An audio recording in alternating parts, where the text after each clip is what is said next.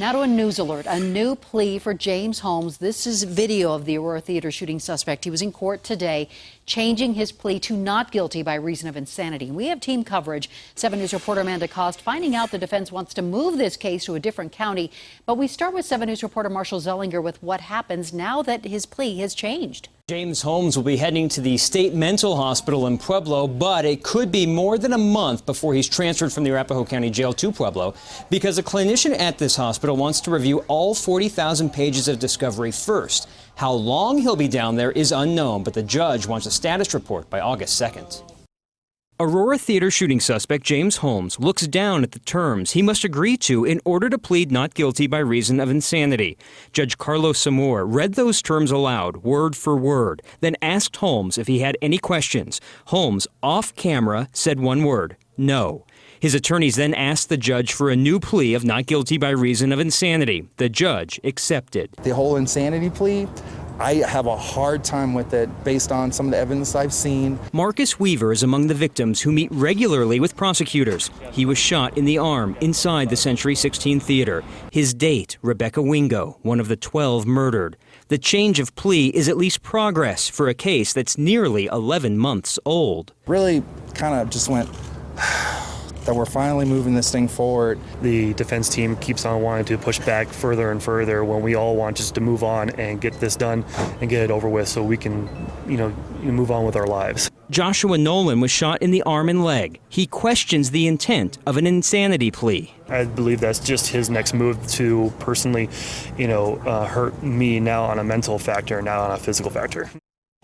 After the judge accepted the plea change, the conversation turned to the notebook Holmes sent his former psychiatrist, Dr. Lynn Fenton, the one delivered to the Anschutz campus days after the shooting. The judge determining it's no longer protected by privilege and will be handed over to the prosecution on Monday. Reporting live, Marshall Zellinger, 7 News. And 7 News did some checking, and right now there are 124 people being treated at the state mental hospital in Pueblo who have been found not guilty by reason of insanity. Another 138 people are being treated after being found incompetent to proceed with their criminal case.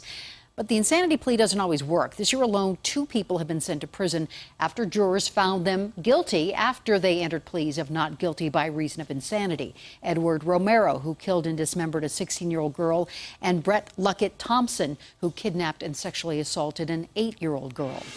And we continue our team coverage with 7 News reporter Amanda Cost, and you've been digging through newly released court documents filed by James Holmes' defense attorneys.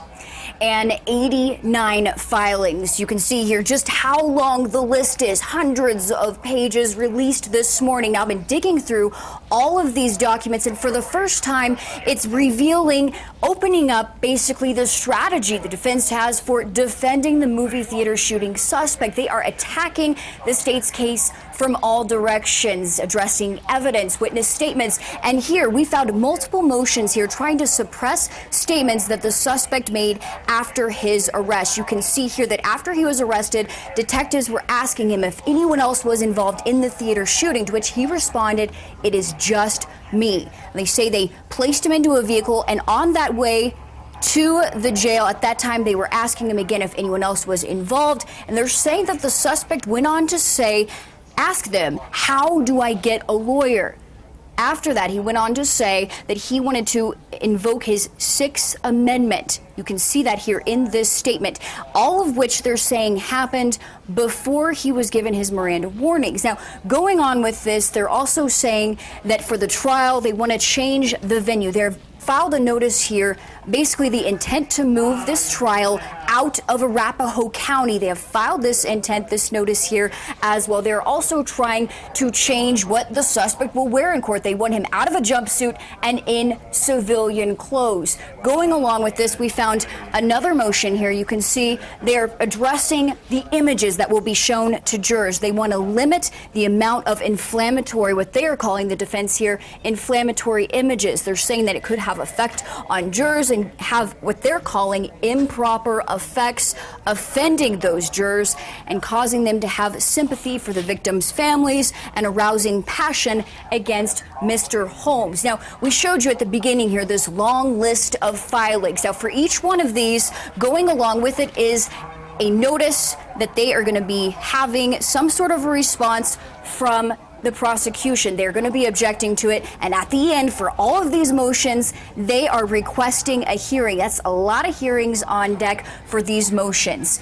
Reporting live, Amanda Cost, 7 News. And obviously a lot of documents, so the 7 News app has links to those documents. We'll also update breaking developments in the Holmes case as they happen.